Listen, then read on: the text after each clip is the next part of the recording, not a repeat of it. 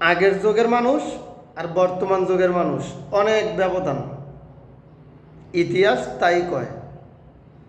আগের যুগের মানুষ যদি একজন বিপদে পড়ছে, আরেকজন মানুষের যতটুকু সম্ভব সাহায্য করছে, আর না পারলে তার বুদ্ধি দিয়া পরামর্শ দিয়া সাহায্য করছে অথবা তার জন্য আফসোস করছে। আর বর্তমান যুগে, বর্তমান স্মার্ট আধুনিক যুগে একজন মানুষ বিপদে পড়লে তারে দেখলে হাসাহাসি করে, একজন মানুষ বিপদে পড়লে তারে দেখলে উস্কানিমূলক কথা কয়, তারে দেখলে খোঁচা মেরা কথা কয়, তারে আরও জাতা দিয়ে মারে লাগানোর চেষ্টা করে। বর্তমান যুগ হচ্ছে এরকম। বর্তমানে না আমরা শিক্ষিত যুগ, সবাই না শিক্ষিত উন্নত জাতি। আমরা উন্নত জাতি ওই সবচেয়ে বড় ক্ষতি হয়েছে।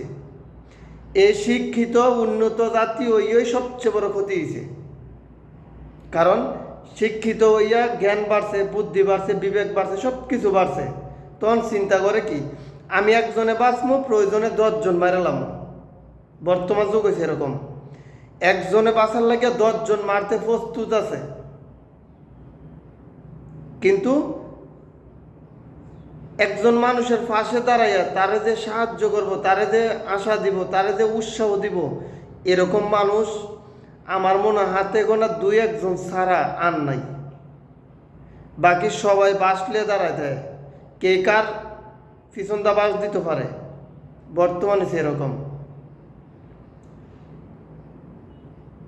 মানুষ, বর্তমান এই স্মার্ট আধুনিক যুগের মানুষ বিশ্ববাটপার।